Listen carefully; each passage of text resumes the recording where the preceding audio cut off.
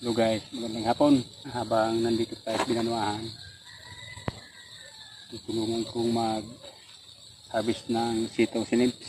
Namumunga na yung mga tanim niya.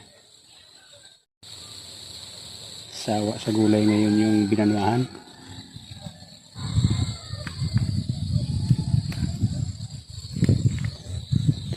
Pang adobo, adobong sitaw, sigang,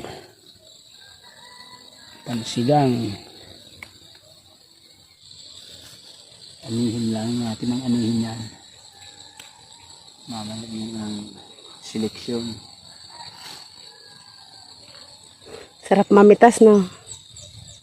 Uy, nabali. Hindi kinaya ng tangkay. Siguro kung hindi to inuod, times 3 yata yung makukuha natin. Kung makakuha tayo ng 5 kilo, dapat 15 kilos. Kasi ang daming inuod, guys. Yung ibang bulaklak hindi tumuloy. Dami-daming bulaklak nito. Katulad nito, inuod to eh. Pangatlong araw, kailangan mag-harvest ka. Pilipitin na natin. Sabay-sabay yung ano mo na. Kailangan ilako mo yung mga tanim mong gulay.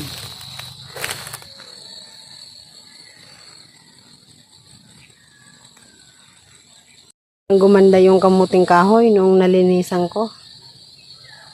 Sumibol na rin yung ilang pirasong talbos ng kamote. Kuha na namin yan ng pangsahog sa sinabawan. Kosido. Natatakpan na. Papaya. Buhay na, oh.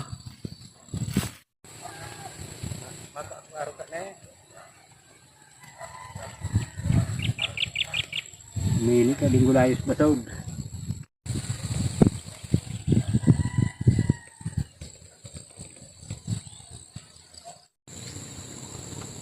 Guys, yan lahat ang naani namin.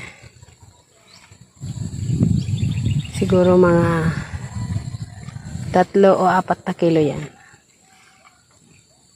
Pero kailangan pang pilian kasi may mga uod-uod. Pero ang kadalasang may uod dito, mga ganito. Ito pa lang pwede nang putulin. Yung mga ganyan, no?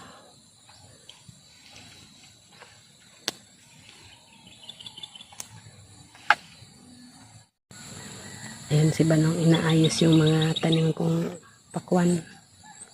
Meron din kasi akong tanim na 10 puno ng pakwan dito.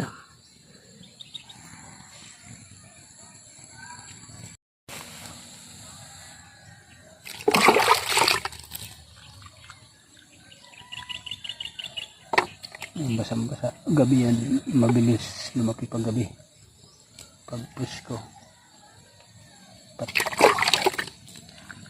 Yung basang-basa yung lupa.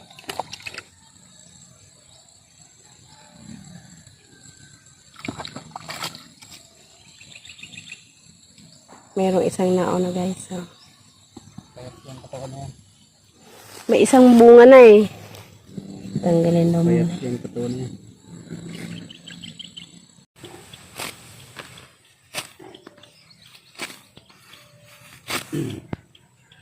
Morning guys. Nakapal na yung damo dito sa taniman ni Nims. Kaya asyabing ko. Yun damo, ipapakain ko yung jambo.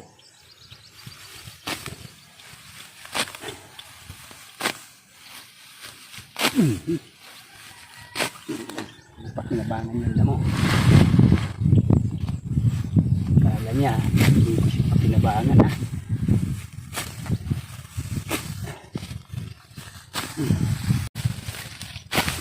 Linis ah.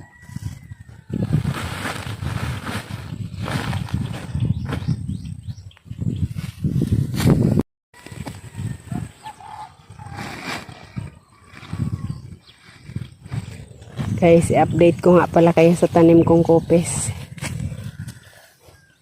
Ito na siya ngayon. Malapit na tayong makagulay ng kupis. Ito. Hanggang doon yan. Hindi gumapang na. Marami to.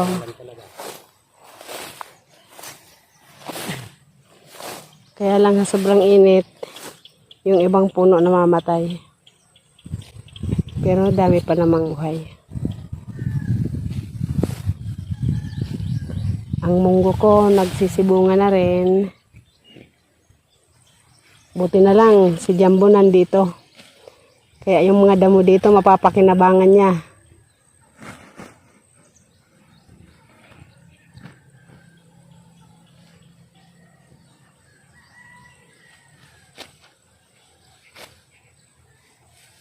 Sabi ni Pilo, parang hindi daw nakakaranas si Jumbo ng taghirap ng pagkain.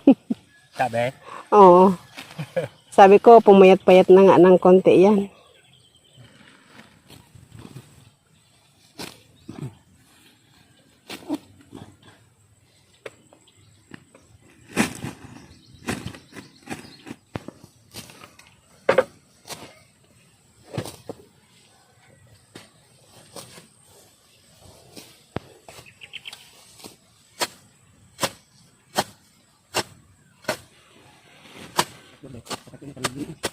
Iwanan mo na.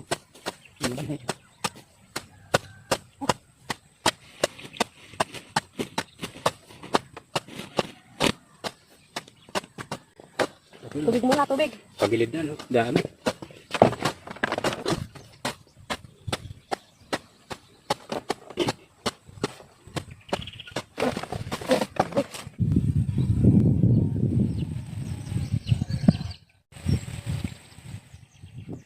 Tanggalin mo na may uod.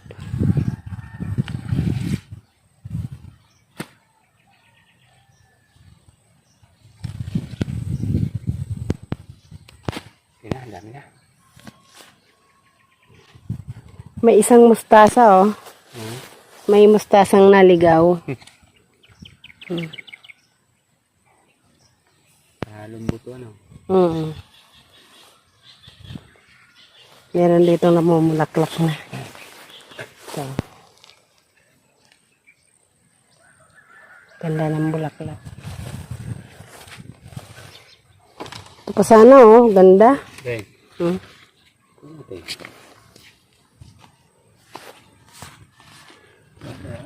Karagtag ng maray. Malaki na siya.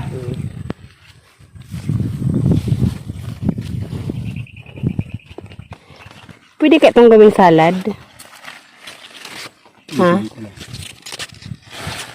Maganda sana magtanim dito ng ano, repolyo. Subukan ko magtanim repolyo dito. Gusto ko na dyan. Hindi ko sinirakas mga alpot bulban. Kadako din pitsay. Kadako din na taong.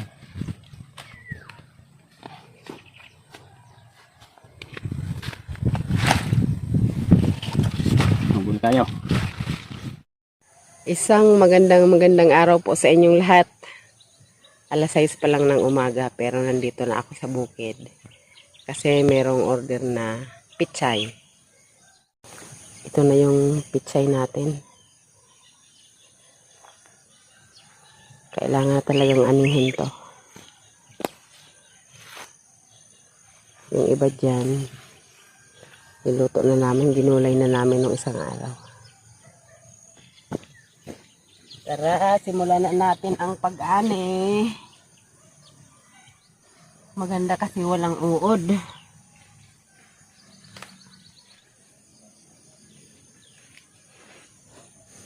Basang-basa ng hamog.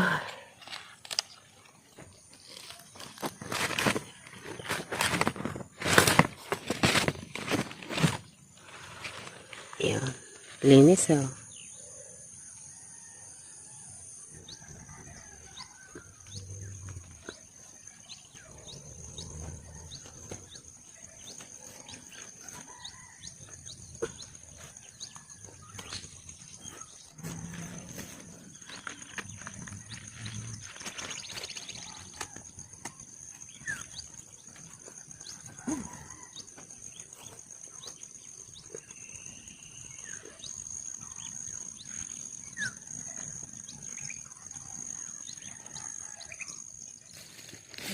pag-ito.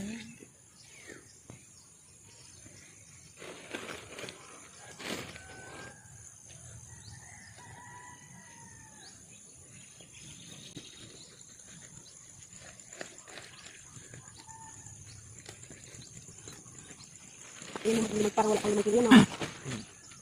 Wala ka, no? No. Kailangan makabuo tayo ng 1 kilo.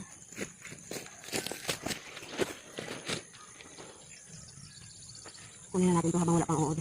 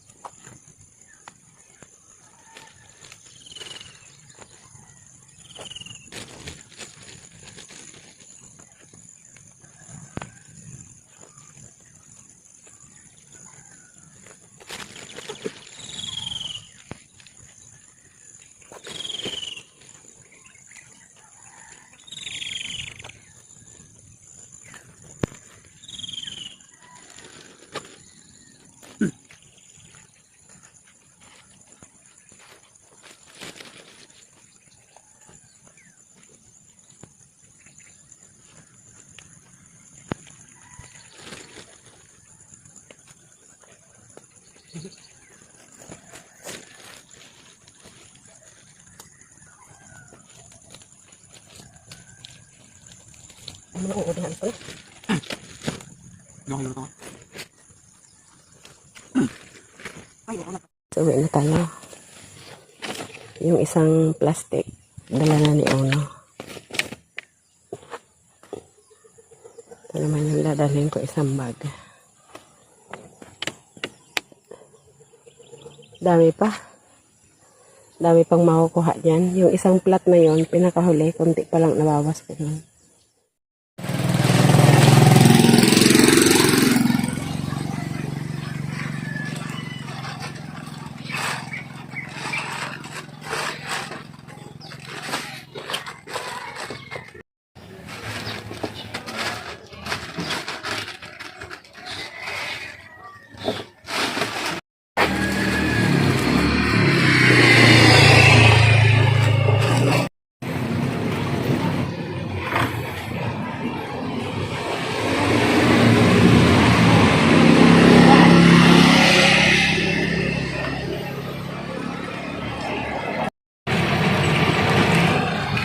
Mga kapag-aangan, makadami ang traktor.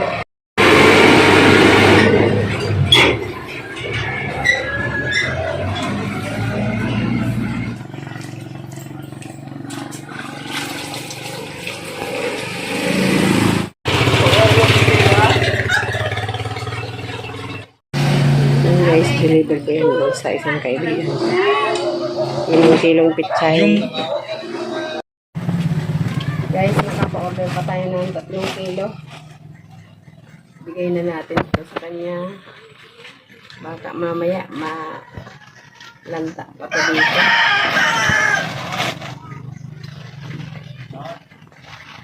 Titinda niya rin ito.